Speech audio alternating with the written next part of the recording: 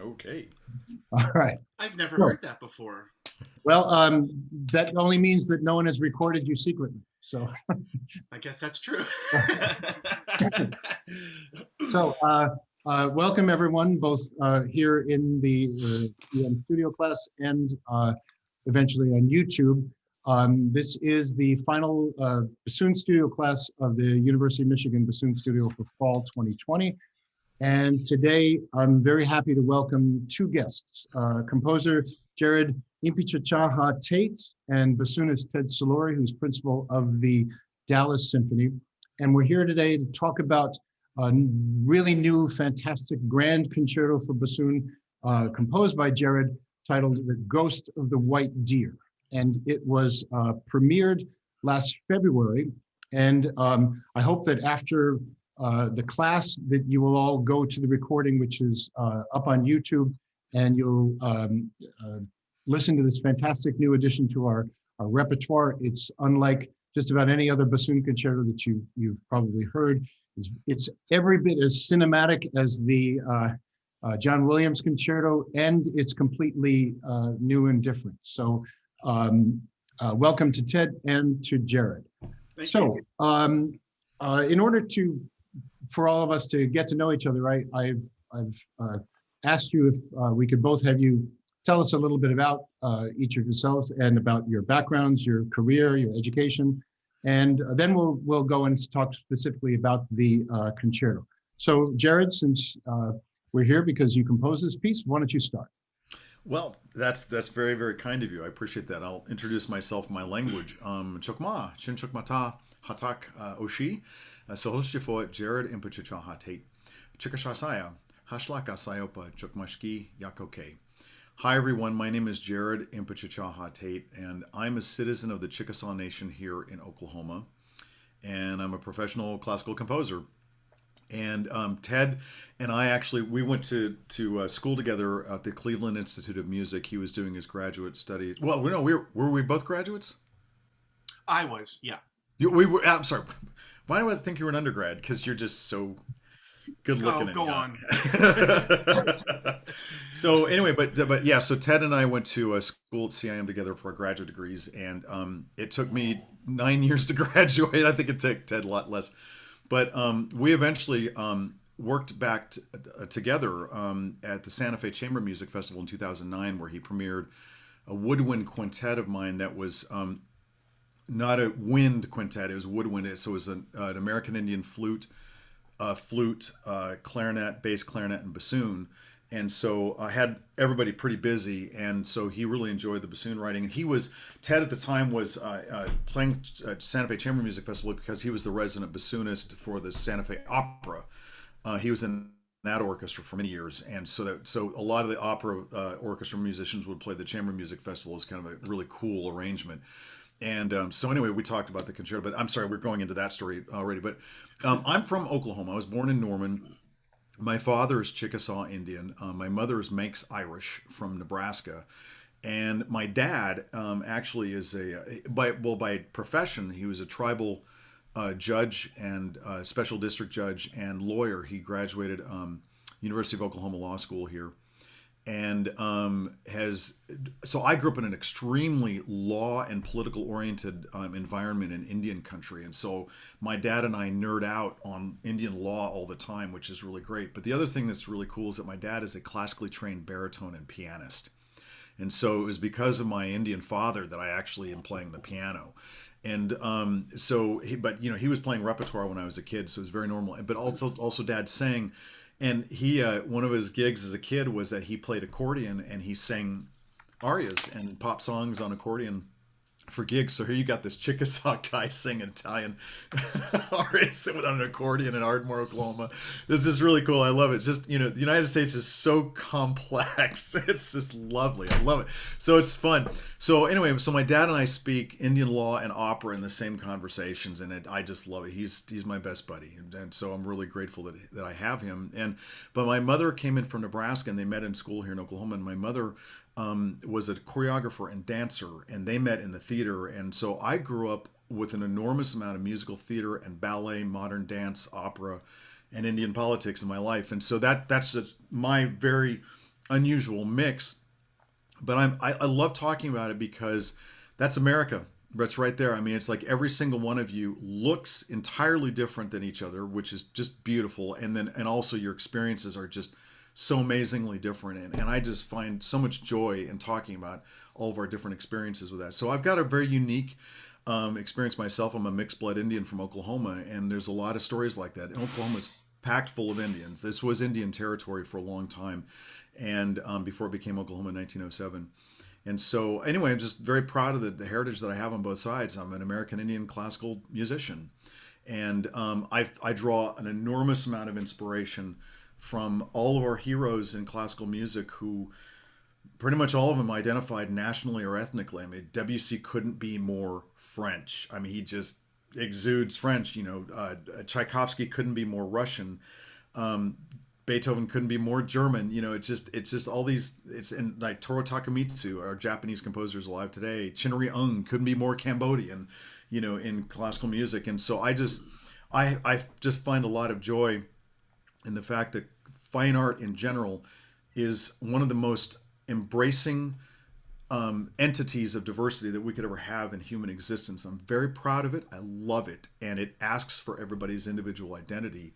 And it's been proven over hundreds of years, or a couple thousand years, actually, the development of fine art. So just like American Indian painters, a lot of people identify American Indian art. It's a genre that's about 150 years old now.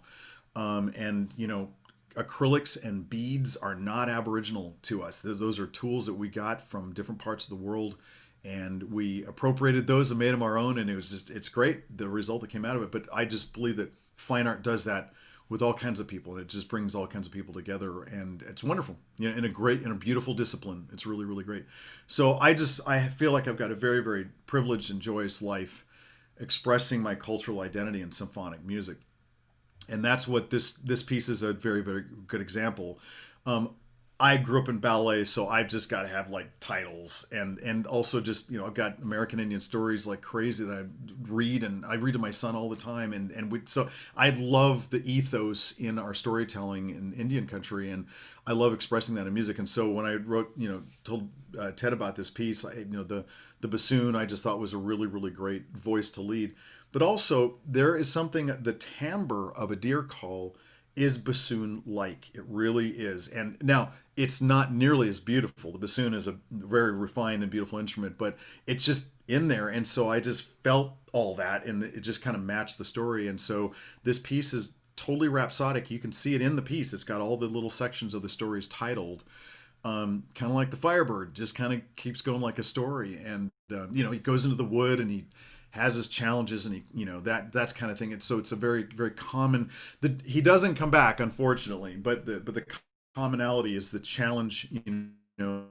That of kind of like a typical hero story, kind of like a Joseph Campbell style approach to things. I don't know if you know who that is, but anyway, so that's I love legends, and I love expressing all that kind of stuff, and I'm very romantic about how I feel about being an American Indian. And I just draw a lot of inspiration from other composers who did the same thing with their own identities in music. So anyway, that's kind of my story. And then, so Ted came along and said, let's do a piece together, and you can take it from there. Ted, oh, actually, but you need to introduce yourself too. Sorry. No worries. Hi, everybody. Ted Soluri. I am originally from Florida. I grew up in the Orlando area, though I did spend a good portion of my elementary school years in New York City. So when I was that age and living in New York, I really got drawn to the theater and Broadway and dancing and all of that stuff. And that's kind of what I wanted to do. And then when we moved back to Florida, when I was going into 7th grade, there were no opportunities for that age in Florida. So I had to pick between band, chorus, and shop. Shop was definitely not on my radar. And though I loved to sing and kind of really wanted to sing, I didn't think I would enjoy singing with other people. So I chose band, and the rest is kind of history. But I actually started on clarinet, and I played that for a year, and showed up for my first day of 8th grade, and the band director handed me a giant case and a funny looking reed and a book and said, "Here, this is a bassoon. You're our new bassoon player and you have 2 weeks to learn how to play it."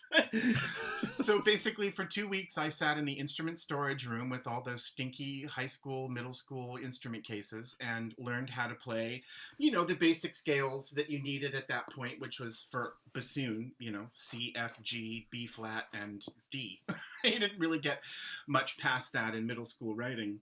And then that was that. I was just suddenly the only bassoonist at school. And then eventually, some more bassoonists came along. But I did spend a good portion of my high school as the only bassoonist, which I loved and hated. It's a weird mix. You probably see some of you have had that experience, so you know what I mean. But I didn't, like I say, I wanted to really do something different. And I wasn't sure that music was, the bassoon was what I wanted to do. I had been looking at marine biology a little bit. I had been looking at all sorts of other things, but I actually went to my first live orchestra concert when I was in 10th grade, and that's what sealed the deal for me. I heard the sound. It was a really good program. I remember it still. It really spoke to me in a way that nothing really had before in the realm of bassoon for me. So suddenly I was like, well, this is intriguing. And at that point, I just kind of, I went all in on it. I ended up going to Florida State for my undergrad. Being a state school, it was an easy choice for me. I mean, also, it's just a fantastic program and a great school. And I did my undergrad there and then moved to Cleveland for my master's, which is where I met Jerod. And I studied with, at Florida State, I studied with John Hunt for 3 years before he went to Eastman. And then I studied with Jeff Kiesecker for a year, and he's still at Florida State, of course. And then I went to Cleveland and studied with David McGill for the 2 years at CIM. And then basically when I moved to town, there was an audition in one of the regional orchestras, and it happened to be the best one in the area. And it happened to work out for me that I got the job. So I became principal bassoon in Canton Symphony outside of Cleveland, and was very lucky to have that while I was in school, and then be able to have that once I graduated. I didn't have anywhere to go. I didn't have a job. I wasn't pursuing any more education. My parents had moved around so much, I didn't have like a room to go to, so to speak. So I was like, well, this is just on my own now. And it worked out. It was challenging at first, but ultimately I got very comfortable with the freelance lifestyle. I built up a lot of really good work, a lot of orchestras. I became personnel manager in one and was doing all of that. And then, the Milwaukee audition came up. It wasn't that I wasn't taking other auditions. I just wasn't doing well. The Milwaukee audition came up and I won it. I was very surprised, and I took it. And I was there for 11 years. And as Jerod mentioned, while I was there, I was very lucky enough to have also gotten into the Santa Fe Opera Orchestra. And as you may gather from my earlier part of my introduction, I'm connected to vocal music in a way. So being in an opera orchestra was really special to me, getting to be surrounded by singing, and that kind of music making was really impactful for me, and just a really enjoyable time in my life. And then the Dallas job came up, and I got that, and I've been here. This is my 6th season, and I just started teaching again a year ago at SMU. I had been teaching in Milwaukee the time I was there at UW Milwaukee and at Roosevelt in Chicago, but when I came down here, I was like, it's a new place, it's a new job. I just think I want to keep the teaching to a minimum. So I didn't really teach much the first couple of years. And then when Will Roberts retired, it happened to be right at the time where I was really missing it. So it timed out perfectly. So yeah, that's sort of me in a nutshell, where I've been, who I studied with, and all that stuff. Well, thanks to you both. You've already touched on, each of you, about half a dozen to a dozen topics I already took notes about that I wanted to ask you. So it's a great way to start. Just to sort of start in an unusual place, let's talk about the nuts and bolts of actually commissioning such a concerto like this. Since you've already answered my first question, which is how did you know each other? So I know that the commission, if I'm correct, it came from a fund specifically for the principals at Dallas. Is that right, Ted? That's correct. Yeah, we're very, very lucky that there's this program in Dallas called the Principal Musician Grant Fund, and it is a grant that was given to the orchestra from a big donor in town. He also gave a very similar grant to one of the medical colleges in town, and it is meant, in our case, for the principals in the orchestra. If they want to, you can apply for grant money every year. And it enables you to do projects like this, commission a piece. You can, my CD I recorded through that same grant. And I'm doing a CD this year through that same grant. So every year you can reapply. And we all have access to it as the principals. And it's a really, really cool thing. And honestly, you know, Jerod and I, as he mentioned, we've been talking since, what did we decide that was, Jerod? 2007 or 8 is when we kind of reconnected in Santa Fe. And we've been talking since then. 2009. 2009. Yeah, good. That's when that premiered. And then we talked probably about 6 months after that. I got a call from you. And yeah, because we had been wanting to try to get this done in Milwaukee, but Milwaukee was having issues with funding at the time, and they just couldn't they couldn't invest in that in the way that they needed to. So it just kind of got shelved. And then when I came down here, the grant made it a no-brainer, A. And B, it actually just ended up being so much more relevant because of the fact that, you know, Jerod is Chickasaw. The tribal boundaries are just north of here. He lives 2.5 hours, 3 hours north of here. Everything seemed to make so much more sense and be much more relevant in the situation. And it just kind of came together really fast once that ball got rolling. And, you know, that's sort of the impetus for it. I mean, honestly, it was from that quintet. I was playing it and I was like, wow, I really like how he writes for the bassoon. And Jerod's like, wow, I really like how you play the bassoon. And I was like, well, you like me, I like you, let's do something together.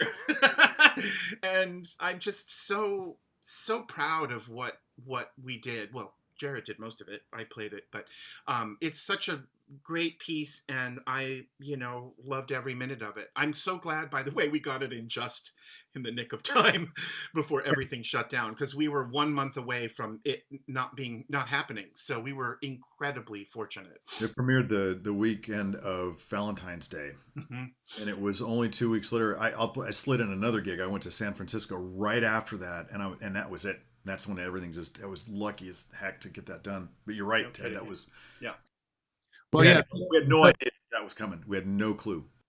And I'm glad, Ted, that you were able to tell us about this commission fund, and also to remind my students, which I've said with all of our studio guests that we've had over this past year with the pandemic, most of them have been friends of mine from high school or from nearly that far back. And so just remember these relationships you have with other colleagues, other composers. You never know how long those relationships might last, how fruitful they might become in the future. So this is a fantastic example of how that has benefited now the rest of the bassoon world. So, Dr. Lyman, if you don't mind, I'd like to give a reinforcing comment about that. I was really fortunate to be honored at CIM in 2006. I was given a Distinguished Alumni Award, which was really great. And I got to talk to the graduating class.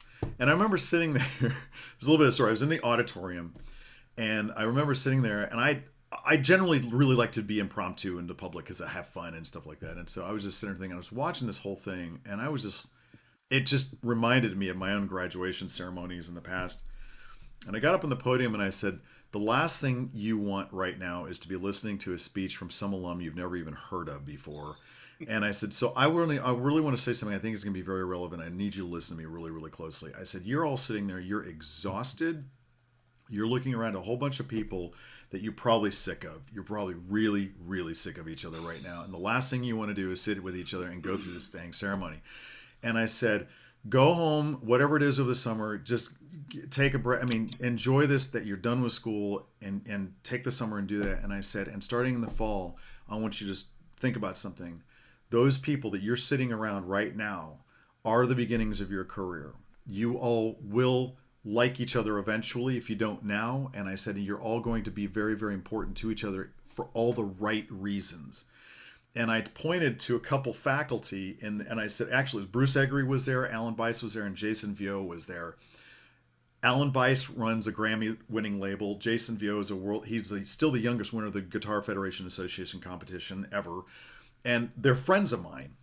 And they're in the audience. I mean, I knew Jason since he was 19. So what I'm saying is, like, we've seen each other's warts and all that stuff. I mean, you know, it's just, we've behaved poorly in front of each other, said really stupid things, all kinds of things. And in fact, my record producer, Alan Bice, who did, Ted, he did your record, right?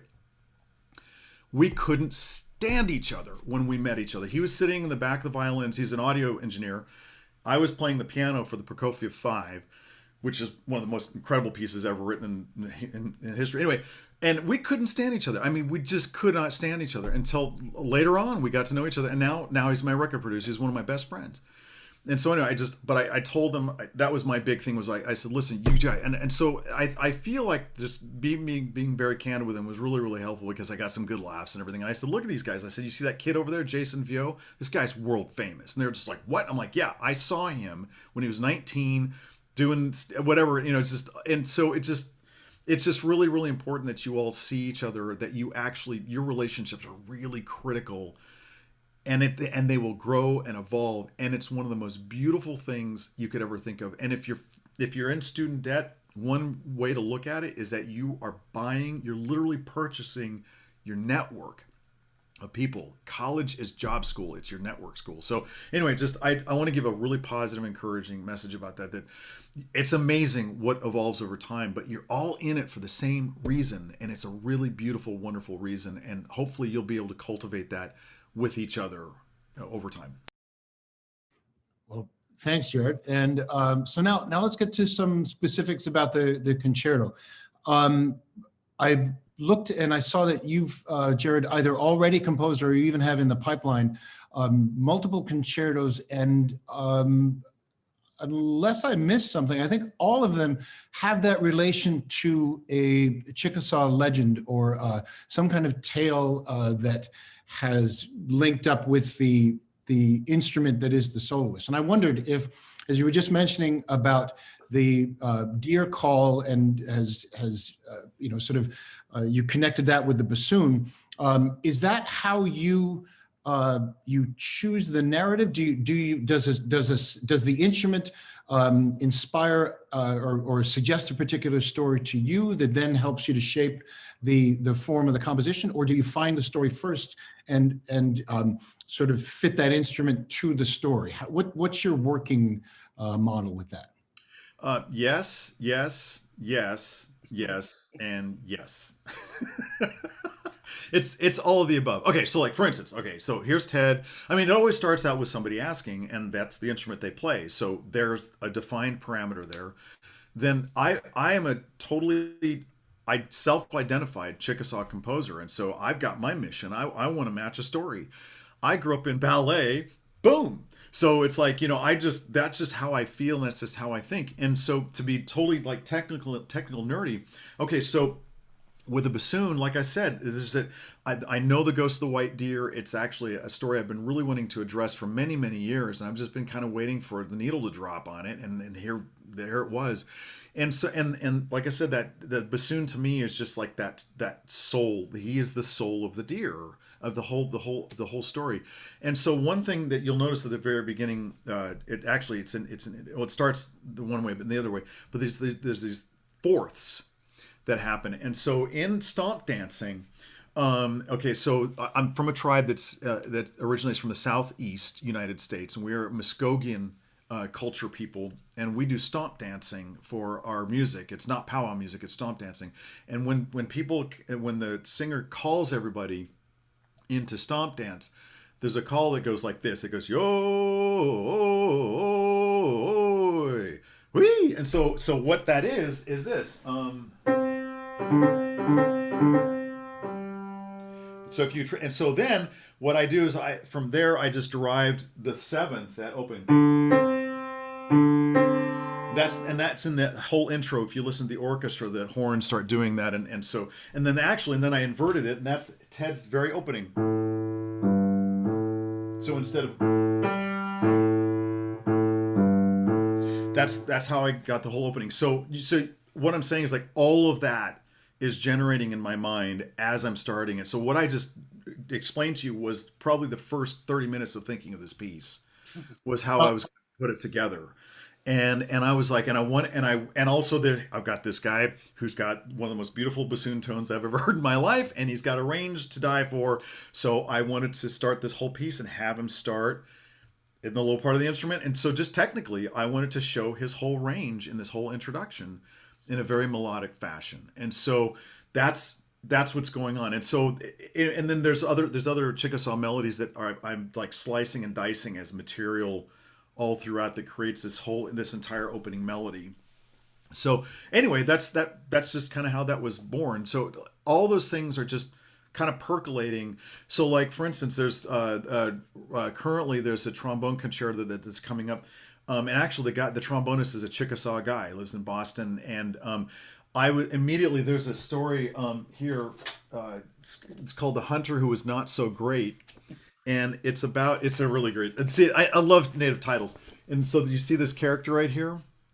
It's called a Thlofa, and he's one of our forest giant creatures that's really important. And so I was just like, oh, the trombone matches this ominous stampeding character. And so that's one example of how I just kind of pair instruments with kind of characters in our legends. But Ted's was it, and so Ted's bassoon concerto is very romantic, very tonal, so to say, that kind of thing. And I just love Ted. I just was feeling this very romantic, approach. And it just was all matching really, really nicely. So all those technical, nerdy interval things was going along. I was thinking about the character. I was thinking about Ted himself. I also know Dallas Symphony is going to play anything I put in front of them, and it's not going to be an issue. So there's just all those things were just generated into this concerto. Well, it's interesting you mentioned all those intervals and stuff, because as the two students who have recorded a few examples for you can confirm, that's exactly what we were talking about. I was making sure that intonation between the A and the G was exactly right, because I said, look, this whole movement is based on these intervals, and here's what you find in the cadenzas, and et cetera. So I'm glad to have that confirmed. So Ted, speaking of the Dallas Symphony being able to play anything put in front of them, how did the size of the orchestra come about? I mean, how were you encouraged to write for full orchestra, or was that ever a consideration, or was that Jerod's choice? I asked Ted, should I do chamber? He said, no, I want a full orchestra. Yeah, and I think it was just because we had the forces at our disposal, and I think Jerod was really smart to write a piece that's full, but not so full that smaller orchestras can't do it too. It's not like it's multiple, winds. It's typical. It's triples. It's two and an auxiliary, or two most of the time. So the orchestra size is great for it, and that just came out of discussion and also just sort of what the orchestra itself wanted as far as how it was going to fit on the program. And we talked about time and all that stuff. That was all the pregame discussion. But yeah, that's how that came about, was just, back and forth discussion. Great. So we have our first question in the chat here from Daniel. In an interview, Mr. Tate talked about the importance of color to his composition style and approach. How does he translate this to instrumentation in the orchestra and deciding how to create his symphonic palette? Great question, Daniel, and perfect opportunity to tell everyone that Jerod is actually a professor of orchestration too, and I have all sorts of questions about your orchestration through the other works that you've listed on your website. So how do you approach instrumentation in your as Daniel wrote, in your symphonic palette? I really appreciate that, Daniel. Well, first of all, I am not a professor of orchestration. I'm really sorry to tell you that. I was an adjunct and I fired myself twice from that position. I'm definitely not a team player with university. My mother was a professor of dance for 30 years, and by the time I graduated high school, I felt like I had retired from a university, and so it's just not in my bloodstream anymore. It's one of the reasons actually why I purposely did not complete a terminal degree, was to make sure that I kept any temptation of looking for a university job, because I knew how I wouldn't handle it. So I did teach orchestration for a couple of years. I do love it. It's really, really fun. But so I'm sorry I'm embarrassed to say that I couldn't cut it. I just couldn't muster it. So anyway, but okay, in terms of orchestrations, okay, I'm definitely very, very specific about being very elemental in what I feel is the ethos of American Indian country. And especially with woodland Indians. I'm a woodland tribe, and if you're ever in the woodlands of the Southeast, or even just whatever, the nature's just unbelievable, and the trees are so huge, and when it storms, and it's like, so I have a lot of that going on in my fields when I'm doing that. And so I will say specifically, there was something that I tapped into early that I really gravitate to woodwinds a lot because they sound so organic. But also there's a very specific thing that I've done for early on was like with bassoon and piccolo. And so, okay, our old flutes are actually,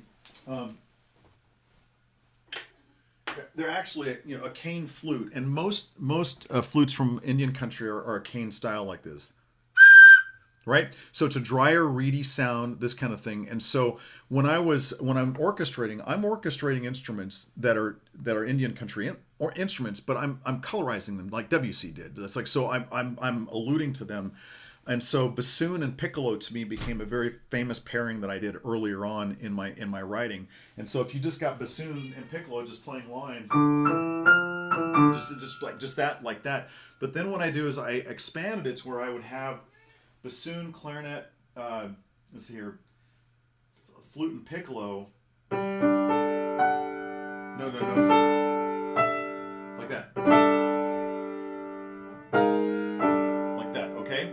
So I just started stacking fifths, and then as I would move them around, then I would start to stack ninths between the woodwinds, and that was a sound that I really landed on in terms of giving this flute, that old cane flute ethos. So then you would have,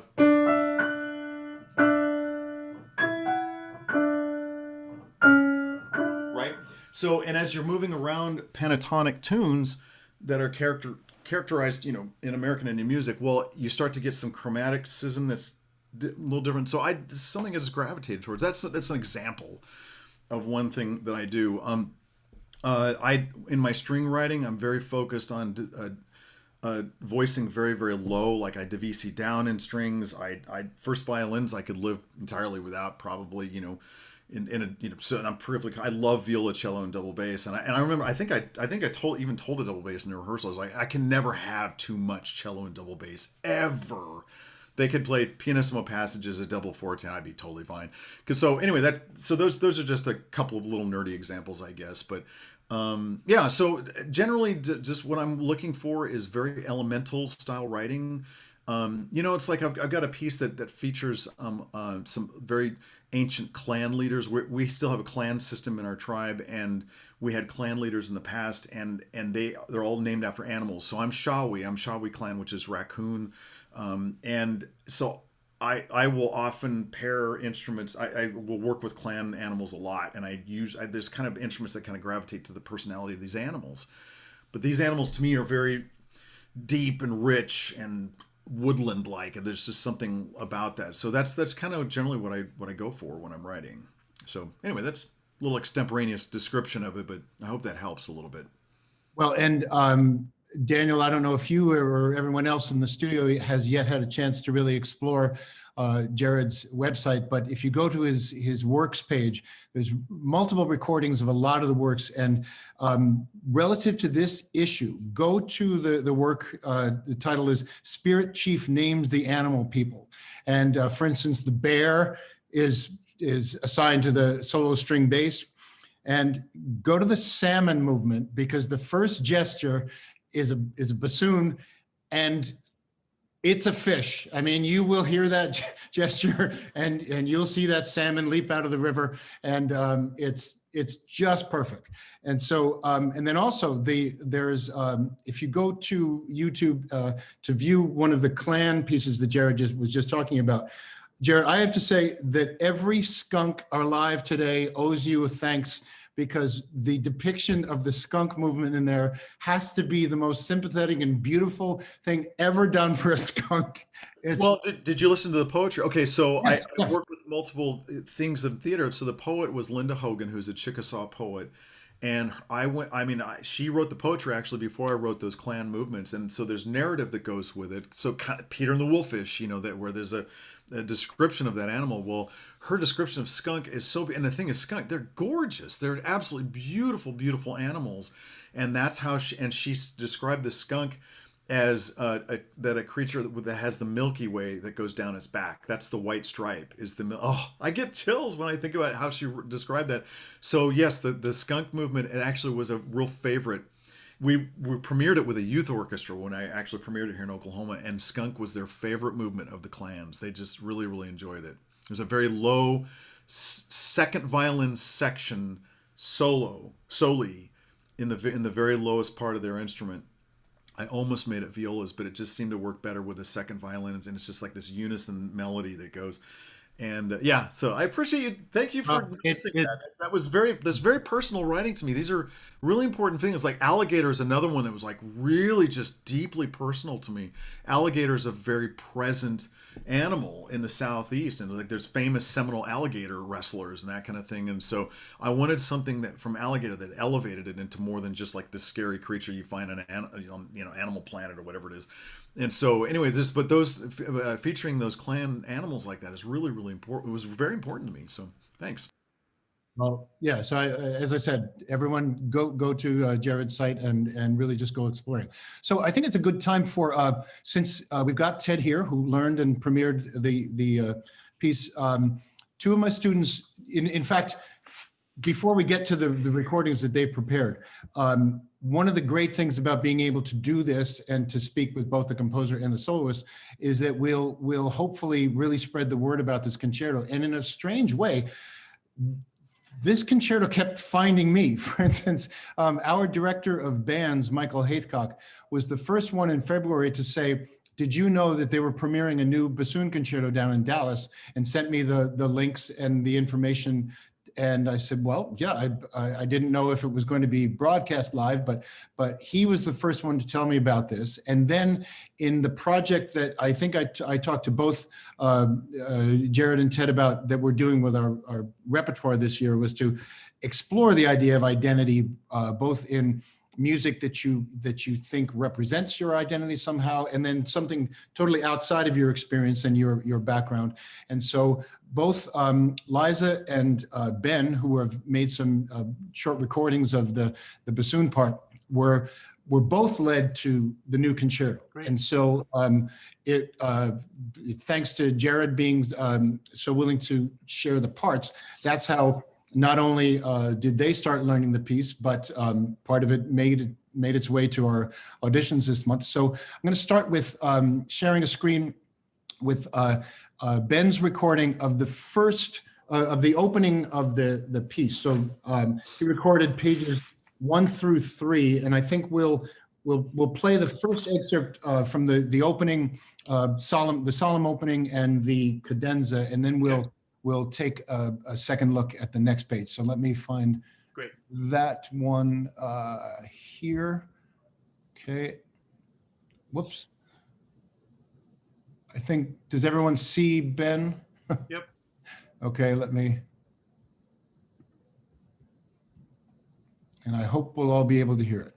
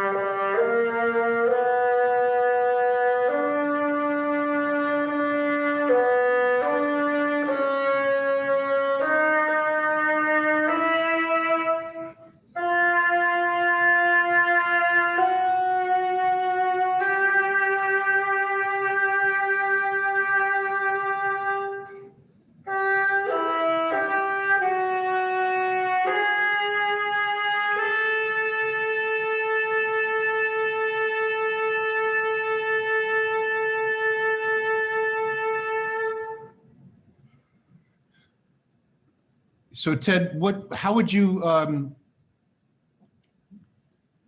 advise Ben on that opening? How did you shape it? What can we do to present this the way that you think it should best go? Sure. First of all, great job. It's so trippy to hear another bassoon player playing this, because it was literally just myself for months. So it's actually it's really, thank you. It's super exciting. So as I was approaching this opening, the one thing I would say, and I say this a lot just outside of this piece, I think it's always important that whatever, for instance, in bar 14, when you release that B and you play the next B in bar 15, try and have the dynamic relation be the same. There were a couple times where you would release in a nice soft dynamic, you take your breath, and you'd come back in a whole new dynamic that wasn't related. So it might be better to tie those dynamics a little more across those breaths and little breaks. That'll give you a much longer sort of, because remember, he's talking about this long buildup from the bottom of the instrument upwards, this expanding the range. So the more we can do that through connectivity, the more suspense and intrigue you'll get out of it. If you want, I can give you like where I took breaths, which is where I sort of felt the phrases were, which might help you if you want me to do that. Would you like that? That'd be great. I really appreciate that. Yeah, so basically I would take a breath after the second bar, and then I would take a breath in that bar 14, and then after, 12, 13, between 14 and 15, and then between 16 and 17. It may seem like a lot of breaths, but it'll make sense. And then after the C sharp, so the end of that second line. Then bar 20 to 28 is one breath. And then bar 28 to 9, 30, 31, 32 is one breath. Then you've got 4 bars, and then another breath after 36. Did you get those all? That all made sense? Yeah. And then the one thing I would say, when you get to bar 20, and maybe this will end up being where we talk about sharps and flats, be careful when you get into the sharps that you don't see the sharps and start thinking that you need to start voicing higher. It needs to still be dark and warm, and that's why I tend to go for flats more, because that's just how things get voiced. So that's why I think about it that way in that particular place. But you want to keep that color dark and rich for what happens in the accompaniment.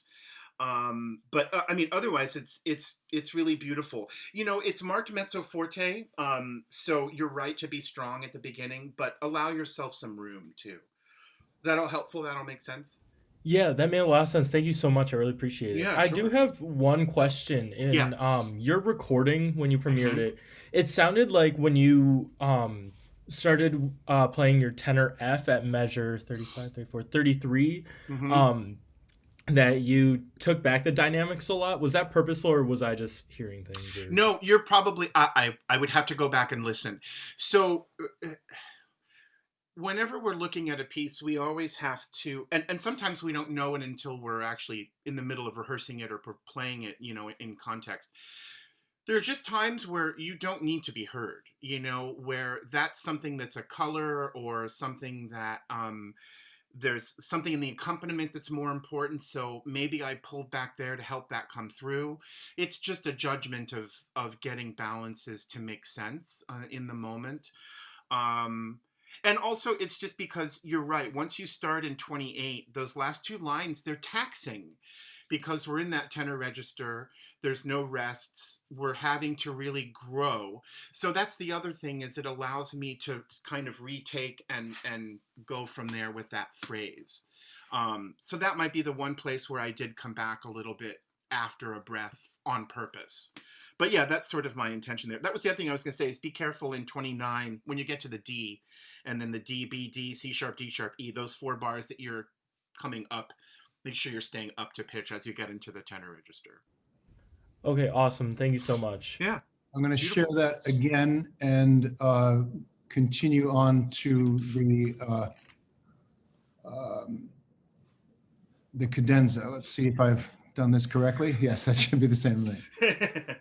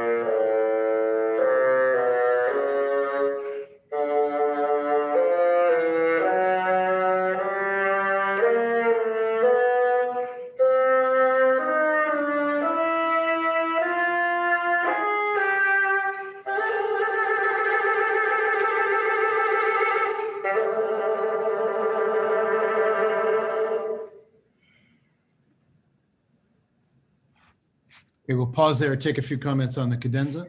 Sure. Very nice, very nice. I also meant to mention this on the very first note. Might be good to look at how to articulate, attack that A in a gentler way, both octaves. If you think about in bar 53, the beginning of the cadenza, how the G feels to articulate it, to attack it. Try and transfer that quality of articulation to the front of the A and match it that way rather than trying to match the G to the A. You'll get a nicer attack, I think, on that. And in general, I think that the cadenza is lovely. Do you interpret the dashes as accents or as weight or as length when you're looking at those? Are you talking about the ones at The end of 53? Yeah. I was thinking more of length. Yeah, good. That's sort of how I was thinking of them too, with a little bit of I think there's an intended emphasis, right, Jerod, that there's an intended amount of importance to those notes beyond the length. Jared's not answering. Yeah, sorry. Okay. Yes. Yeah, okay, good. And then what was I gonna say? Do you no, that was all good. Oh, and I think of beep ba ba ba bum buddy dum. That thing at 54 is not related to what just came before it in my mind. So I put a little bit of space there to help set that up. But otherwise, I think it's really nice. There's a dotted line there as well that helped that you're reading that right. Yeah. Yeah, great. Yeah, and then what happens after it as we're doing the growing up again to the trill, that all seemed good. Any questions on that? Yeah, thank you very much. But Yeah. at 54, how did you get those clean, those rhythms clean? Which because night? I know for myself, I went through a lot of takes because of that first E flat, A flat, D flat part. Yeah. I'm trying to think. Buddy dum. Are you using any alternate fingerings, or were you using regular ones? I was using regular ones. Yeah, me too. But let me just make sure on the E flat in the second beat, you're not using your first finger in the right hand, right? Just from the B flat to the E flat. Sorry. Yes, I'm not using my first finger. Good. Yeah, you know what I would do is I think that for me, when I was looking at it, is just to make sure that the second 32nd is really heard in each of those. If you ghost that one in any way, then you're going to lose your consistency. And if you ghost it and don't hear it, then you're going to feel uncomfortable. Imagine that the audience won't hear it at all. So just to make sure that you really give, it's not really ta yada ta, it's ta da da da ta da da, where each note is important. That might help. Thank you, Ted, for confirming something I did tell him. You're welcome. So, and what Ben has recorded one more section on Great. page 3. So Page 3. let me go to that now.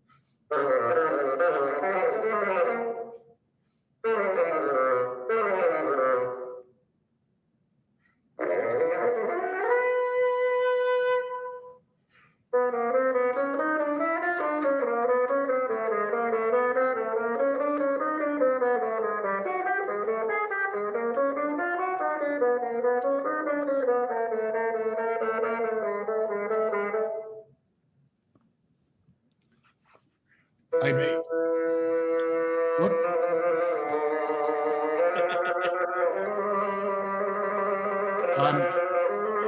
It's replaying. Sorry, That's a yes, second it's take. replaying. And Ben, I'm sorry. I also cut. He also recorded the biting passage on page 2. I'm getting ahead of him. But so let's talk about 3 while we have that. Yeah. Great. I think that you, in the trill section, it might be good practice to eliminate the slurs at first, just so that you can really make sure that you're going tut tut tut tut tut tut tut tut tut tut tut tut da da, so that you're really feeling the change in the pulse and where everything's lying, and then you can add those ties and slurs back in. That'll help that a lot. And then, are there any trills that are leaving you flustered? What are you doing for the D sharp E? The D sharp E. Sorry, Yeah. which measure? 139. 139. The D sharp E. I just trill with the G sharp to A flat key. Yeah, got it. Good. Yeah. And then what was the? What are you doing? All right, for the A sharp to B, are you using the full A flat B? You're just you're doing this thing. No, I was lifting L3, but it's kind of a cheat method because it doesn't come out super clear. But So, do you have this front B flat key that's here yeah, next to this finger? yeah. That's what I trilled it with. Is this? That way I can lock okay. these two fingers together. It might make for a couple tricky transitions to another trill, but once you get it figured out, it'll make a big difference. That's just a more stable trill. And in Okay. general, I think the trills need to have a little bit more energy. They could be faster so that they're all even in speed, so that not one is oddly slower than another one, or the easy ones are faster. Try and even them out as much as you can, just to keep that'll help keep that rhythmic integrity true. Okay, sounds good. I have a Yeah. question about where did you breathe in between 133 and 143 and 144? No, I breathe after 145. Oh, okay. Awesome. Thank you. Yeah. And these trills, remember to really give into those accents. Don't be afraid of those little accents. And at the very end of what you played, 168 and 9, don't forget those 2 forte pianos. They're important. Da da dee da dee da dee da dee da dee da da. Really give those 2 shapes. We need to hear those. But otherwise, very good. Good. Okay, so I'm going to try to get back to Go where backwards. I cut Ben Wait, off. I have another question. Yeah, go ahead. Sorry. No. This one's actually for Jerod Tate. At 142 and 143, why didn't you put accents on those 2 trills?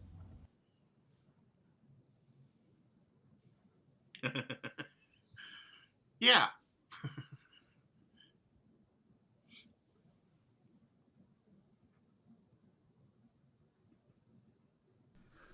That's, I think I was being kind of musically practical. I didn't want it to Be too I just loud. I didn't want it to be too loud. I don't think there's anything really deep about it. Yeah, I'm just trying to think of why. Yeah, Oh, he muted. You muted, Jerod. He's still muted. He's still talking okay. to no one. I was muted with the space button, and it was making my music scroll at Oh the same no. time. So I'm not being fancy anymore. Okay, I think it has to do with the organ. I didn't want it to be too loud. I just, Okay, yeah, awesome. And, yeah, I if just, I remember right in context, the accents just don't make sense there. yeah. They do where I, they start. It I really know, does I make know. sense there. There's always a reason. I'm really detailed about that, but it probably just had to do with the orchestration at the time, and I don't remember what that is, honestly. Yeah, just I'm, continue the molto legato through those two bars and then start your accents. You're fine that way. Sounds good. Thank you so Yeah. much. Okay, so we'll go back to the biting section on page 2.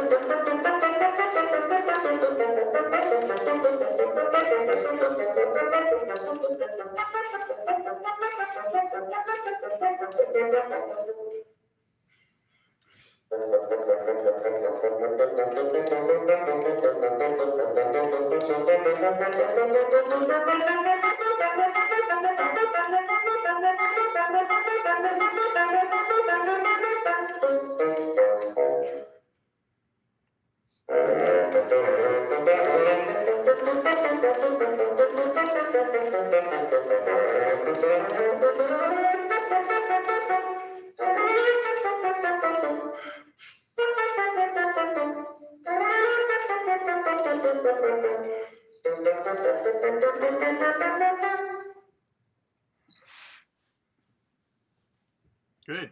Good. For this one, just make sure the biggest issue, I think, the biggest challenge, I should say, not issue, is to keep the biting going. So that's that sharp, that's really sharp. Look at and make note of the fact that it's not just staccato; it's also accented. So it's really he means biting.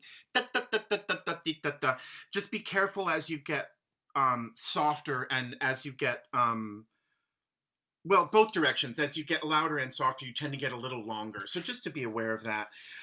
But the energy is there. The vibe is right. The notes are there. I can't remember if I took a breath before this started. I have one marked. By the way, Ben, in this, do you have it that we took out the bars 74, 5, and 6, just for your own information? Oh, well, yeah. I mean, they exist. We just don't. The bassoon doesn't play it. It was just to facilitate enough air to get into the biting. So those three bars after that first breath mark, the 4 4 3 4 3 4, those you can be tacit. Then play again at the 4 4 after the next breath before 77. But that'll help give you a little more air to help keep that biting going. Once you get down to 105, it's got to be those third sixteenths. You've got to pay most of attention to those third and fourth sixteenths. Those are the ones that tend to get swallowed, and especially in 106, yada ha ha rum bump yada ha rum bump. Use those last sixteenths as to get you to the next half step, and that should really help with that. Does that make sense? Yeah, it does. This was another passage. Well, this was a passage, certainly I think 114, where we changed a few. No, I'm wrong. I'm shutting up. Maybe 105 we changed to flats. Is that right, Jerod? I feel like that's a spot I wanted to change in to your flats. part, like almost everywhere you've got flats. Yeah, if you don't want to, I'm going to interject a couple things. Yeah, that trill at 75-ish or whatever, that's being doubled by the timpani and the piano. So it's like, I write very long passages knowing we're going to take breaths and fake it. That I realize that all the time, and with all wind players. And so I just kind of, be like, and I just reinforce it by saying, look, take breaths and fake it, whatever. Just, you get the idea. And once you're putting it with the orchestra, you can hear who's doubling you. But to answer your question about the B's, Yeah, that was totally an orchestration thing. It was like at that point I didn't want to punch. I just wanted the B down to the B, and the other woodwinds are going up in a mezzo piano. Mezzo forte to me was fine for the bassoon, but when it hit the bottom was another rise with the woodwinds. So I wanted it to be more emphasized. So it was a totally orchestrationally driven, whether or not I had an accent or not. So I really appreciate you asking that question because I should be able to answer this for myself. But yeah, I'm actually really detailed about whether or not there's an accent or a tenuto accent or a tenuto slur. Mm-hmm. And I know that those will be adjusted depending on the player, but I idealize it musically on the page, and then I know the player will do whatever they need to. And I'm fine with that. I'm totally cool with that. And to be honest, we talked a lot about that in rehearsal because, you know, the piece, Jerod's very specific about his orchestration as he's talking about. And there are times where it seems like the bassoon shouldn't be playing, but actually it's really important for it to be there. It steps back into the texture of the orchestra, but is still important and then steps back out at times. So that might be one of the reasons why you asked in 33 why I came back a little bit. It might have just been that reason alone. But there are definitely times where you don't need to push to be heard. You know, you're fine. Yeah. It's basically it's basically chamber music, and so that's, yeah. So and I do that often. I know there are some criticisms about it. My flute concertos is the same thing. It's like it's a concerto with flute, you know, and it's rocking all the time. But you know, honestly, this was something a composition teacher had said to me one time that really impacted me. I said with Don Erb, and he said, sometimes you just got to have the player up there playing. Right. Just there's a, you know, just because of the synergy of the group when the player, you still feel. That's why Ted was talking when he's back up, because at that point the relationship between Ted, what he's doing, has been very established, because when he starts, the orchestration is very light and very low at the very opening solo. By the time he's getting up into that range, the orchestra's coming in. It's all happening. We get it. So I want the bassoonist to still be playing that melody, but I think Ted was making the perfect judgment by kind of sitting back, not taxing himself. That's a really important thing, and taking advantage of the momentum of the full orchestration. So I know that's like super minutia, but I actually think about that every beat that I'm writing. I actually think it through. So I really appreciate you asking me that, because it's important to articulate. It was there, yeah. But at the same time, then after all this idealization goes on, we have an acoustics of the hall. Ted's going to play everything double forte anyway, so it doesn't matter. It's like, you know, it's like all those, and the players change their dynamics all the time, but it's all very idealized. So at least you get the spirit of what's going on. If I didn't have any of those articulations, it wouldn't mean anything. So anyway, to follow up on your phrase of super minutia, let's look at measure 151 and 152 as a couple of examples where what we mentioned before of the actual notation, whether you choose sharps or flats, can be clear to one player and very confusing to another. Like, for instance, if the second beat of 151 were written D, C sharp, B, B flat, and then E, D sharp, C natural, F, E, D, C sharp, I could sight read that in a breeze, but I couldn't.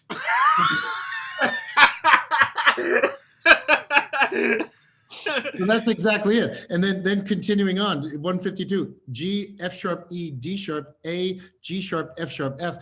That to me would just fly off my fingers. But so this is very interesting that for these passages, so I guess Jerod, you did send me Ted's part, because I've got the one that's confusing to me.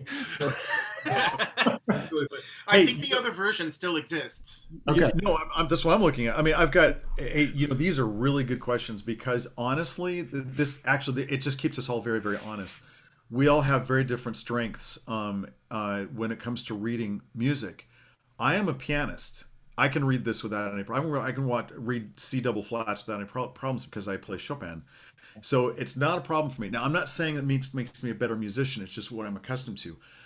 I have thought about this long and hard, because I don't use key signatures, and I've got all kinds of accidentals, and so of course I even doubled down on the courtesy accidentals with Ted for his sake through the part, and I do that a lot in the woodwinds. Basically, the general practice that I've settled on as a composer is for everybody all the way across the board is this. I believe in the end of the day, for the majority of players, it's better to be to follow the alphabet as closely as I can, and to follow the rule that if it's going up, to try to do sharps, and if it's going down, to try to do flats. That being said, there's exceptions all of the time. So for instance, on measure 151, everybody, D, C sharp, B, A sharp. Well, that's the alphabet straight down. And so if I have a B and then a B flat, I'm fine reading that. I can read anything. But I just was trying to keep that integrity. Then the next one, it goes E, E flat. Well, I didn't want to do an F flat. So I just said E and then E flat, D flat. So that's my general philosophy. And when you get to 161, you see me doing that and adjusting as I go. But I just made a personal decision as a composer, because I know there's going to be requests for different things and it's never going to agree. So I figured I'd at least try to be consistent with my own way of writing it, so it made some semblance of sense. But just so you all know, that's the inside composer solution that I came up with when it comes to accidentals. Yeah, and Jeff. Oh, sorry. Yeah. Go ahead, Jeff.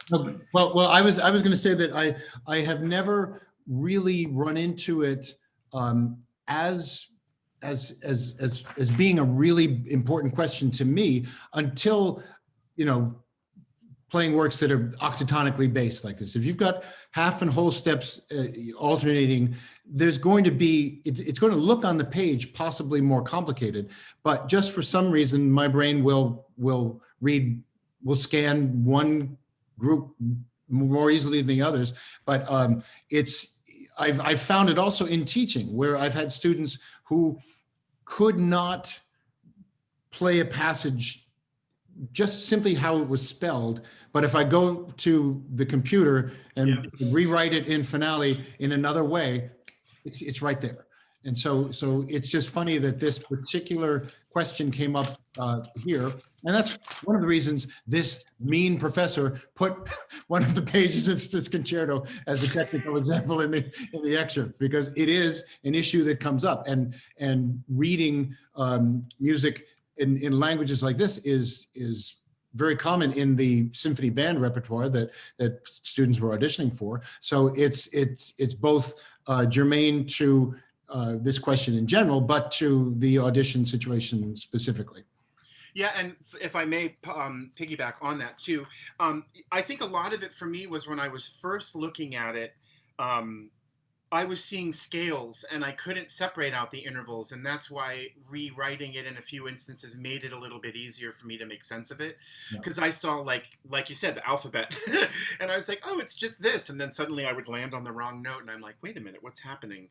And going on with what you were saying, the passage that's at 475 page 9, that was something that I couldn't play as it was originally written, just because it was in sharps, and as soon as it switched to flats, it made so much more sense to me, and it impacted my fingerings. It was so weird. It's just one of those things where we all have our things, like Jerod said, and that's mine. It made a big difference. But anyway, yeah, sorry, I just wanted to add on to that. That's great. Okay, so we're going to go to another complicated passage, and this is page 4 with Liza. So let me pull her video up. And there's Liza.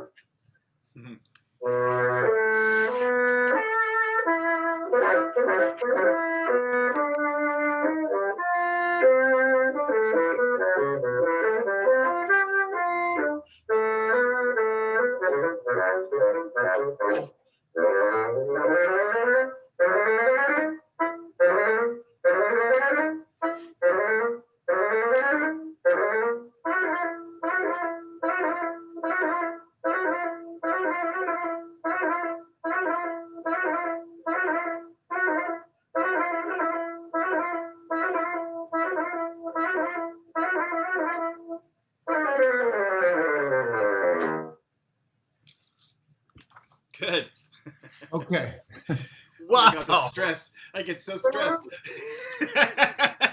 Really good. That's very good. Sorry, Jeff, did you want to say something? No. I already pointed out to Liza some very strange little thing you were doing with the pickups to 283. But yeah, I noticed that too. I was like, oh, that would be nice. To have a little extra time in there. That's very good. The one thing I would say is I think you could do much more with the dynamics, much more with the fortes, the fortissimos being, again, this is still, we're back into that biting section. So I think that energy has to come back, especially like, you know, the 212, 13, whatever that is. Those are really strong. It's with brass. Super important. And then also to make sure that once you get into like 223 range, that you're always ending with an accented staccato, and even here, making sure that every one of those ends with that conviction, and that will help there. I will tell you, we did change one thing, 252, 3, 4, 5, 256. I asked Jerod if it would be all right for me to end on,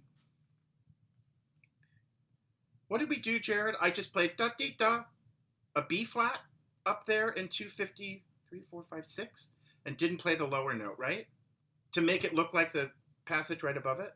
Hold on, I need to get your part out here. I'm sorry. No, I can't believe this. Okay, so I'm sorry, what's the measure again? So in 253, 4, 5, in 256, remember I asked you in one of the rehearsals if I could just go bum, bum, bum, beep, bum, like it is the previous passage, and you seemed chill with that. Is that right? Oh, yeah, that was done in rehearsal. That wasn't done before. Yeah. So we changed that in 257, 256, sorry, it's just a downbeat high B flat, and then you can leave the next thing. Right. Yeah, and you know that's actually another little important little side note, and that is, I mean, look, it's okay. We got to be able to work things like that as composers. We've got to be able to make little. I mean, that's like a nothing adjustment in the music. Right. That doesn't ruin anything. Everything's perfectly fine. So when a player is so so good and thoughtful, I mean, a composer should be able to be like, well, yeah. I mean, and you know, that's just my attitude. Is like, of course, absolutely. I mean, there's nothing going to die if he doesn't have those two notes in there. So that's something as you grow as professionals, when you have relationships with other MDs or other, you know, composers or whatever, to do those kinds of things. Conductors do that constantly with pieces. They will axe this or whatever, tell an instrument, and that's, I think, is perfectly acceptable to do that. So the answer is yes. I believe, Ted, we'd made a couple adjustments like that. Absolutely. And there was a spot in a slow movement that he had asked, look, I need some rest, so I threw it back in the bassoon instead. Oh, that's right, you did. Yeah, that was so nice. So we did a rewrite, just two spots, I think, before rehearsal. And then in rehearsal, there was a couple adjustments, and that was about it. But boy, otherwise it was pretty straightforward. That's a pretty darn good ratio. And so I'm yes, please, Ted, just be awesome. That's all I have. Well, and by the way, that was one of the really cool things about this process was, I mean, how many of you have been frustrated by where a clef change has been in a Mildy etude? I mean, it's enraging. Like, why did that end up there? Or why is this not written like as this note rather than that note, or whatever? And it was so nice to be able to be like, hey, Jerod, it would be so much nicer if these two beats were in tenor clef and these weren't, or whatever. And it just made such a difference for, it was just nice to have that flexibility as a performer to be able to have those adjustments be made. I mean, I can't call Mildy and be like, dude, that clef change is really bad. Yeah. Well, yeah, and we had a total phone call in which we remapped the clefs entirely. And we did. I told Ted, I said, remap it, man, because I don't play the bassoon. I mean, I'm smart, but I want to know from the source what's going to be the best thing. I'm sure there'll be other bassoonists that would disagree in some areas, and that's fine. You know, but you're seeing Ted's clef map on this piece. Yeah, that's true. Back to the performance in 288. Liza, what were you doing fingering wise? Are you using any What were you alternate doing? fingerings? 288. 293. 294. Oh. Oh, yeah, sorry. You're right. 288. No, I was just doing it like normal. Yeah. It's interesting. I ended up having to go to where I would use the regular E, the trill F sharp, right? So I would just do that. Then I would go to a full E and I would do an open F. Oh. Because it was the only way I could comfortably get to the F from the E flat without it sounding like, and sometimes they do sound like that. It's just the way it is. And I'll tell you, Jerod sent me, he's like, all right, I want you to play he sent me 2 little things through like a text or something. And he's like, try these 2 passages out. And it was this. It was like, and it was that in this version. And one, well, I think was maybe a third lower. And he's like, which one of these is easier? They're both suck. I mean, I'll just say that. But this one was the more successful one, but it's still really hard. It was the only one I sent him to check, actually, because I knew right. The rest of it, you're like, you're just on the piano. It's just this, and I was like, I know this is gonna hurt him. Yes, we've all been looking at that passage thinking, oh no, what? Because Ted, I was doing the same thing, the trill F sharp, but then that F just what the hell? And it was hard to just admit it to myself, like, why is that so hard? And it's just because no other persons out there do this for a living. Right. Yeah. And, It's and that's the combination. Well, and all the like the forks and the fixed, mixing of fingers. Yeah. It's like, it's tricky. I don't mind laughing to just diminish anybody's. You're just hearing bassoon intricacies that sound funny. Yeah, I mean, look, I didn't mean it to be cruel. I really came and I really liked what that was, and I was like, and so as a composer, that's when I made a thoughtful and purposeful choice. I was like, I ran it by him. It's playable. I know it's going to push the rep, and I knew that, but I also know it is entirely possible at some point. Just like, I mean, I'm thinking historically, there's other rep that had the same thing. It's like, what's that one bassoon passage at the beginning of the second act of Nutcracker? There's the bassoon. Oh yeah, Everybody, yeah, it's like, right? And Tchaikovsky wrote it, and so we do that. So I mean, I was trying to make an intelligent, and I had to decide for myself, is it worth it? And it really was, and he did it. And so now I'm sorry, but now the expectation is there. I don't think that's I don't feel too bad about it because I know that it didn't murder anybody or anything, and I know I was pushing it, but I believed it was for a good musical reason. So I actually really gave it a lot of thought, and that's why I sent that one to him, because I was thinking I really need to check that one passage out. Yeah, no, and it works. It's just awkward, but actually, even in its awkwardness, it's effective.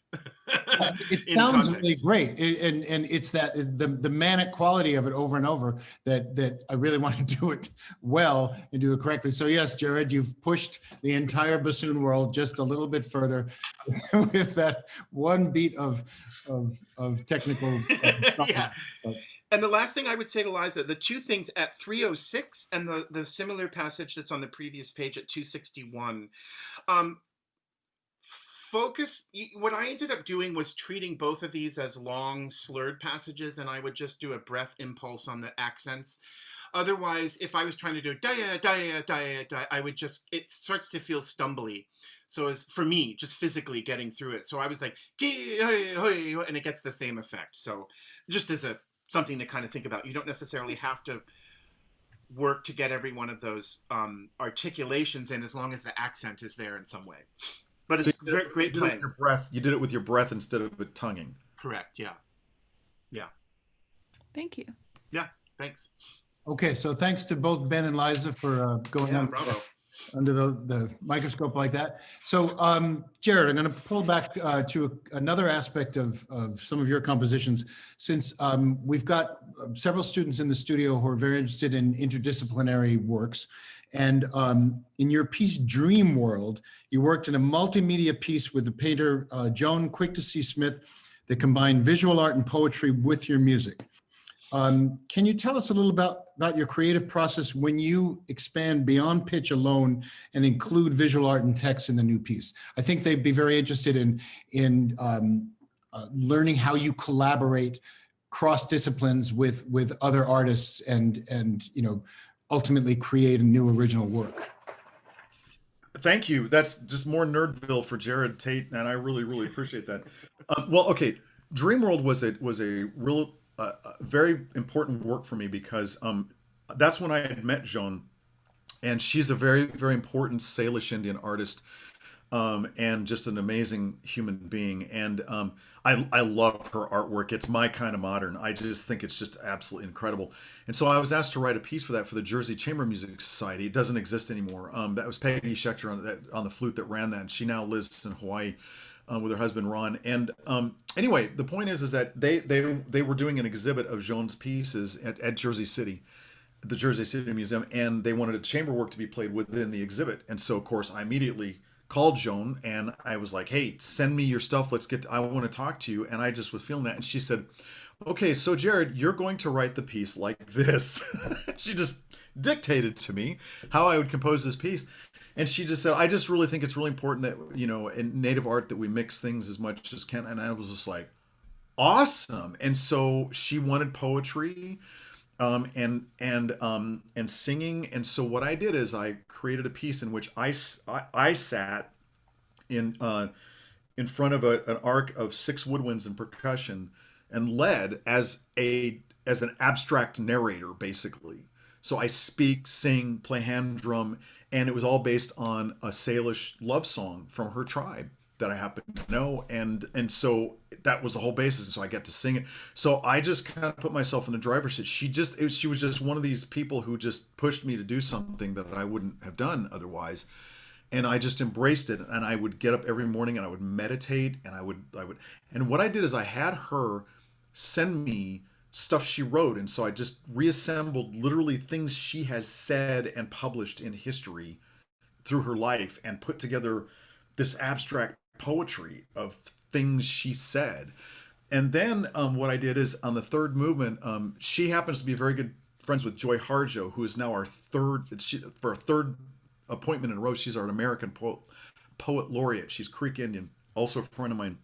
And her poetry was at the very end. So it was like this big group hug where 3 artists, had stuff. And so anyway, so that's what was going on. So, but through all this, I had this Woodwind Compliment. Now, Peggy, the lead flutist of the ensemble at the time, said, "We want you to write for every flute possible." So I had the pick, flute, alto, bass, and contrabass. And at this point, the contra was not there. I don't believe there were any metal ones. It was all PCV pipe. So she had her PCV pipe flute that it was like this, and it came up like this and down, and this is where the aperture was, and she played it. It was just unbelievable. And so now, of course, it's evolved. That was in 1997, kids. That was a long time ago. Now I rearranged this where it just had bass flute because it's a lot less, problematic. It's already problematic to have a bass, but not so much anymore. But the point is that she'd asked me to do that, and so the bassoonist doubled contra, clarinet split double bass clarinet, it's just all this stuff. And so the both flutists played pick. It was just doubling central, and I just went to town with colors on it. And again, it was just, look, after you've seen Soldier's Tale, honestly, I've been exposed to like some of the best, finest, amazing theater ever, and it's like I just want that intensity.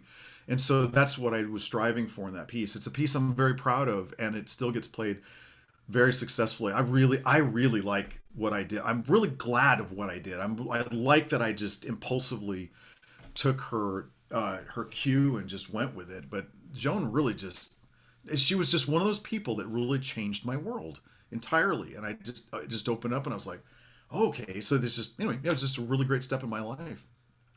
Well, great. And to all of the people in the studio, I will share the document and the links to these pieces that we've been talking about so that you can go and specifically investigate them.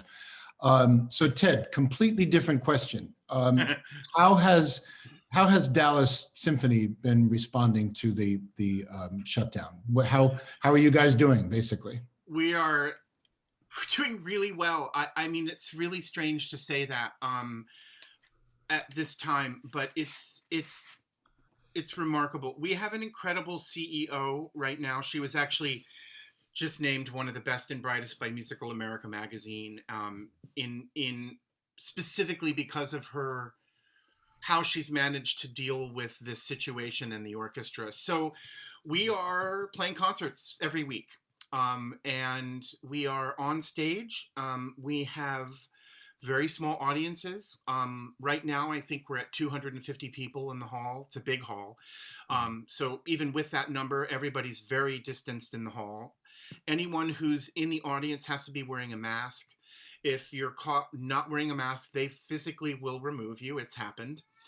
And I think they get temperature checked on the way in, the audience. And as far as us on stage, anyone who's not a wind player or a brass player is masked at all times.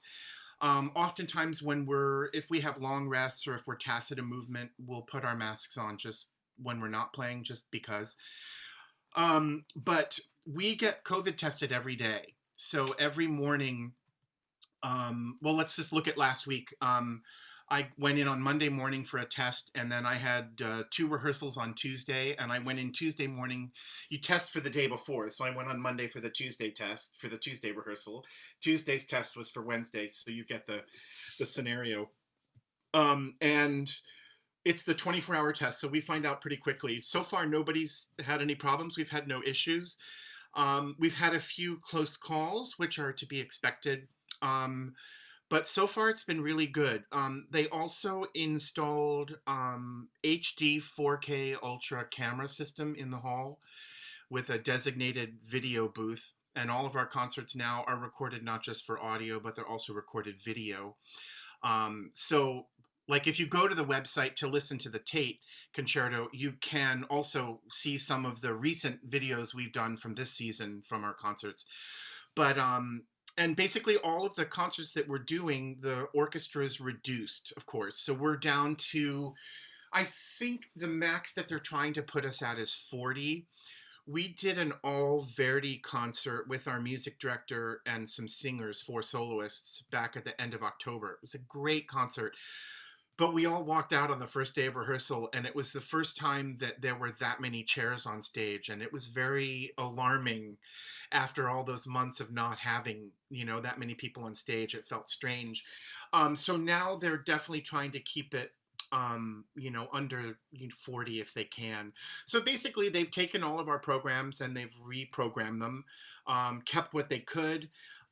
We've had problems with soloists coming from Europe that can't get here because of restrictions. So we've definitely had some soloist cancellations, and they've been either replaced by people in the States, or the program's just been changed to eliminate the need for a soloist. But we're doing classical pops. We're in the middle of our Christmas run right now, and we're doing a couple family concerts, youth concerts. But again, it's all socially distant and protected, but we're working. We only took a 10% pay cut compared to LA that took 65% pay cut to live in Los Angeles. I mean, I don't know how those people are paying for their houses. I have friends in Milwaukee who aren't playing right now. They won't be playing until January. They haven't been playing since June. And I have a friend who's lost their house. It's a rough time.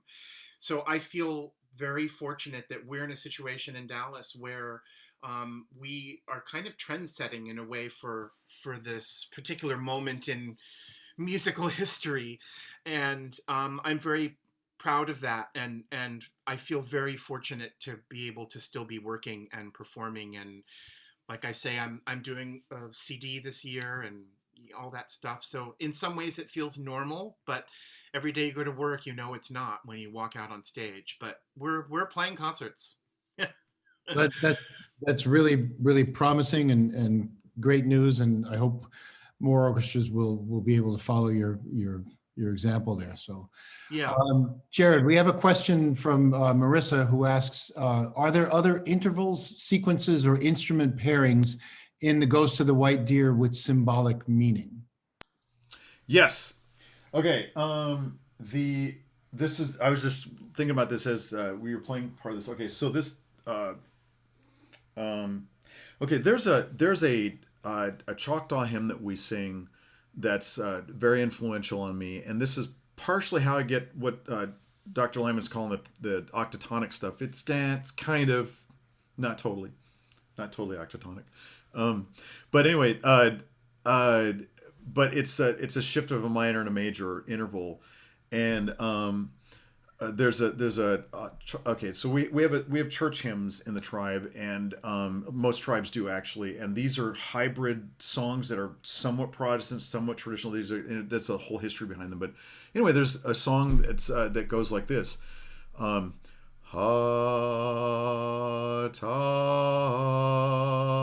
go chayama. That's all over the place. But then, Ted, you're probably now hearing where that matches. It's just everywhere. And so, if you have, there's that minor to major, and so that played a critical role in all of the passages, like everything in this piece. That was just everywhere. And especially that very beginning where Ted becomes major with a C sharp, and then he becomes Lydian with a D sharp, and then he becomes something with the F. Yep. So, but it just keeps pushing, and that's what pushes him up the instrument. Was I was messing with that. And then in one of the cadenzas, it's the same thing, just kind of, that became more overt. But that became a very, very driving force for the growing part of all of that. So that's another nerdy aspect. So that hymn had these intervals that I just internalized, and then it just showed up in all kinds of different ways. So it adds chromaticism for me and everything like that. But for me, I'm hearing that melody everywhere, and it makes me feel great. So, well, that leads me to my next extremely nerdy question. But you made the connection of you just spoke about how you've got hymn tunes that are kind of part and parcel of your traditions. But I saw on your website that you wrote music for the film To the Wonder by Terrence Malick. yes. And I'll get to my nerd question in a second, but to the students, if you don't know this director's films, first of all, they're totally unique. They're meditations. They're very long, but they're some of the most beautiful films you will ever see. And some of them are masterpieces. Others you wonder, what is he thinking? But if I could recommend the Thin Red Line, the New World, Tree of Life, A Hidden Life, the film The Tree of Life. Many of you have played the Moldow by Smetana. Anyone in an orchestra has played the Moldow by Smetana more than anyone has ever wanted to play. It's one of those pieces that shows up all the time. I get bored just speaking its title. But I love that piece. Oh God, I hate it. I'll tell you why, though, really quickly. It's because my mother played it all the time when I was a kid, so I just grew up hearing it. However you're introduced to it, if you're introduced to it on the endless pops concerts I played in my first job, you have a different impression. But to get to the point, the Terrence Malick's films are so beautiful and so intimate and meditative that there's just a scene of these kids playing out in their backyard, and the Moldow starts playing, and you will weep. It's so beautiful. And so when I saw, Jerod, that you worked with him, I just wondered what kind of a process does a director who is so distinctive, both in his film techniques, but also in his choice and use of music, what kind of relationship did you have working with him? And obviously I'm a fan of his film, so if he was a jerk, I still want to know. But if it was a great experience, just tell us how you, as a composer writing for someone else's film work, how that differed from other collaborations.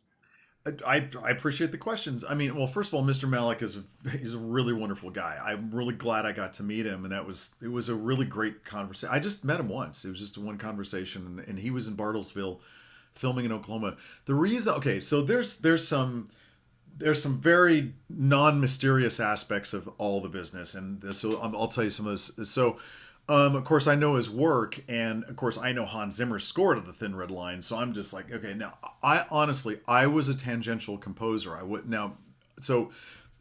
So like a lot of states do, is they give credits for people to come film in their states. Oklahoma has a lot of that. And Terrence Malick wrote a piece about that. Ben Affleck played this guy who lived in Bartlesville, Oklahoma, in that area. And Terrence himself that's where he grew up.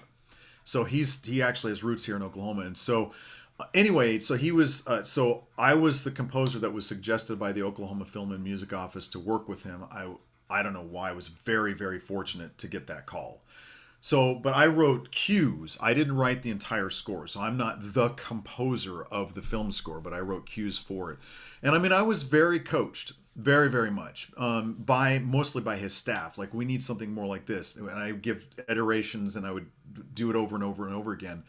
And I have to tell you, I am not a good film composer. I stay away from it because I am terrible at writing for film. I don't have a good impulse.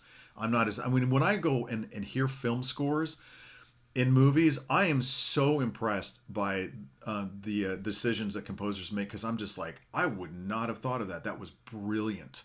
So I have a real respect for that genre, and I know that that's not me. So I felt very fortunate because I was pushed. I was very, very pushed. So inside, it was a very, very difficult process for me because I was doing something that was very uncomfortable for me.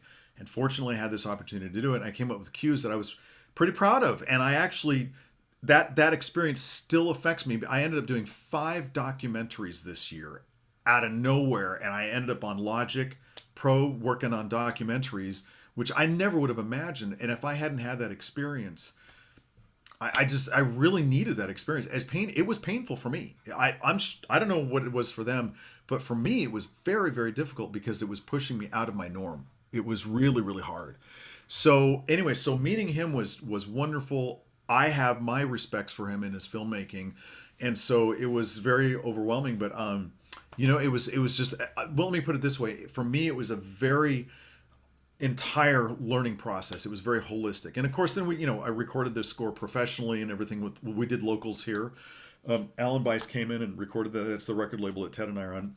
And we got great recordings out of it, which was really, really nice. I'm really glad I got to work with him. And I got comments from Ben Affleck on the music, and that was kind of cool, because I got dailies and I got to watch him acting, and I wrote music to that, and I would send that to them. And so I was able to experience the process. But at the same time, we're all just people too. And so my conversation with Malik was just quite a normal artistic conversation with a director. And I try to keep that attitude. I don't mean disrespectful, but I mean, he's a guy, I'm a dude, whatever. We're guys working, and we got a job to do, and so we just talk about stuff. But he had spent time actually researching my music, which I really appreciated, because he didn't have to do that, because I'm nothing to Hollywood, So I felt like I worked with somebody who had a lot of integrity, and he was very kind, and his staff was great. And so we're people, and we were people on a job. And he was doing something, honestly, he would not have done had he not been required to do that coming to Oklahoma. He was working with a composer he wouldn't have chosen.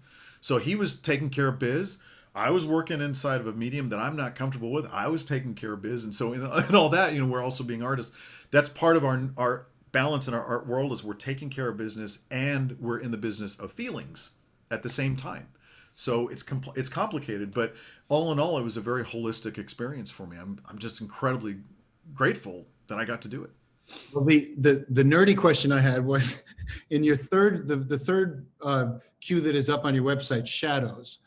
It's primarily a string piece, but it's got this piano solo in it that to me sounded very much like a hymn that you were either quoting or using in there. And knowing, I haven't yet seen the film, but having read the description of that involved a couple, but also their relationship with a priest.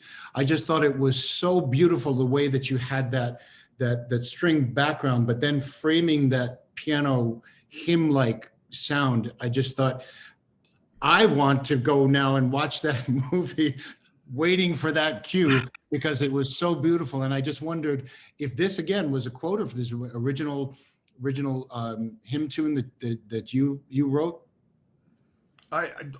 Wow, that's unbelievably insightful, and thank you so much. I would never imagined I would ever hear anybody say anything remotely like what you just said to me in my entire life, because that was a very hidden little tiny process that I had that I never articulated to anybody, and you just basically kind of read me down.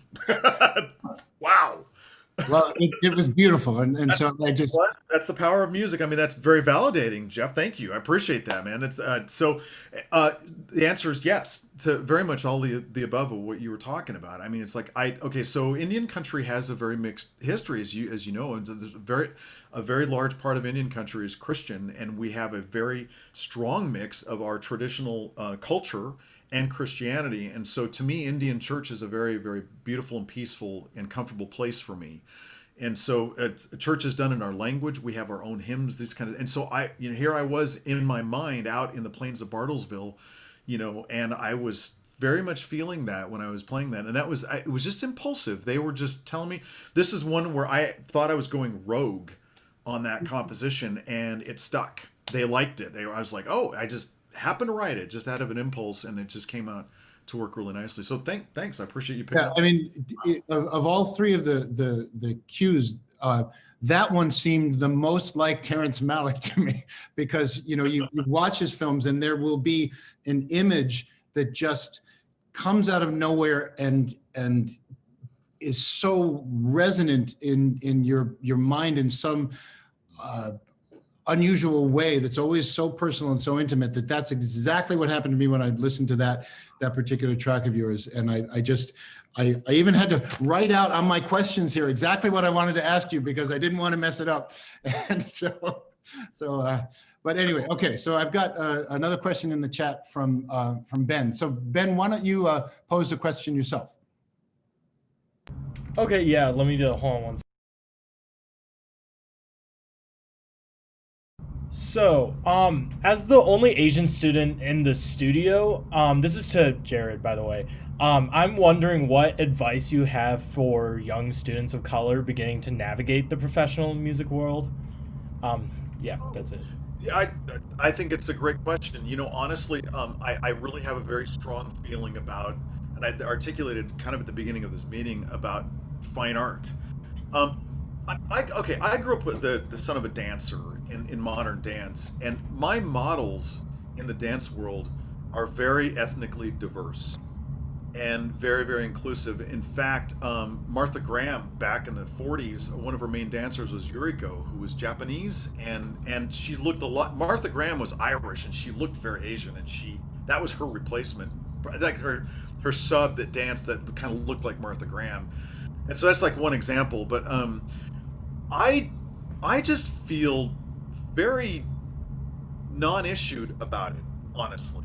I feel that my reaction to what I do has been, look, everybody in both the Native community and the classical community has been incredibly supportive of what I've chosen to focus on.